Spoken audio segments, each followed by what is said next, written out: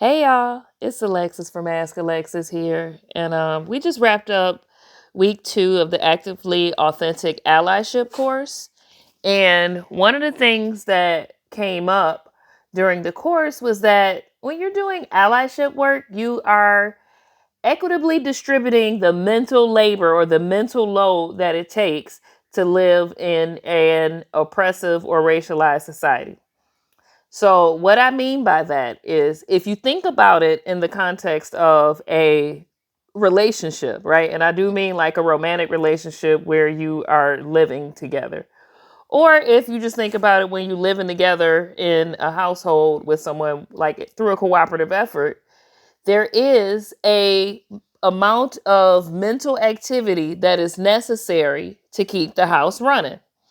So, if say like a lot of times when we used to subscribe to normal gender roles, we would think of it as like the woman's supposed to keep the house, she's supposed to cook, she's supposed to clean, childcare is her responsibility. And then now that, we're a more progressive society, a lot of men are also, cooking, cleaning, thinking, finding the babysitters, anticipating the running out of things.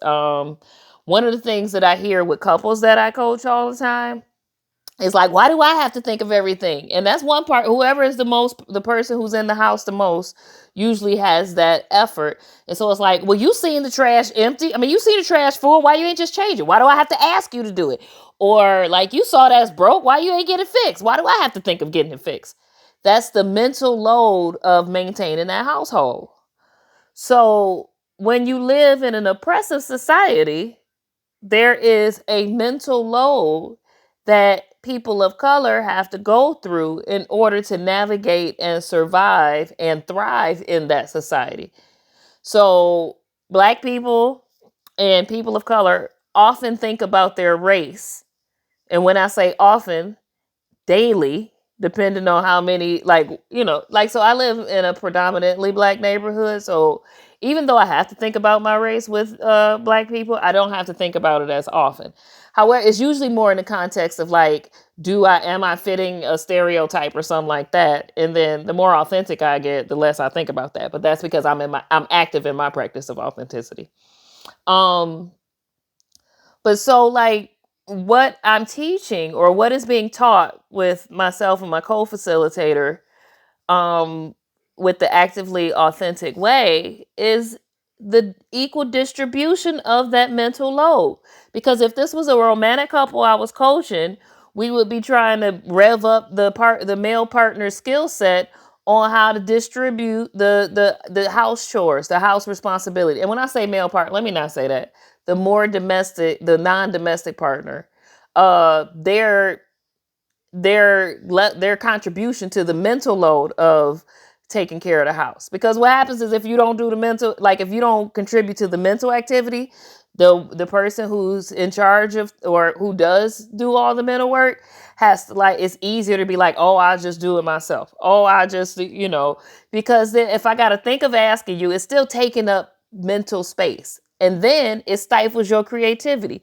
It makes you feel exhausted. It makes you feel suppressed. It may be depressed. And then you still got to do it anyway, because if you don't, the house will fall apart. So when you think of that as living in an oppressive society and the amount of effort, even to what my hair looks like, am I speaking in African American vernacular English? Am I like all these different things that have to be thought, oh, am I too much? Am I too ratchet? Am I too sexualized? Am I not sexualized enough? Am I empowered, disempowered? All that is time that I'm not spending thinking about how I could paint that painting over there. Oh, you can't see it. How I can paint that painting over there, or like not spend developing my next course, or all those different things. And so, if you want to be an ally, you really do have to think of it in the context of what mental load or what mental labor am I going to take on?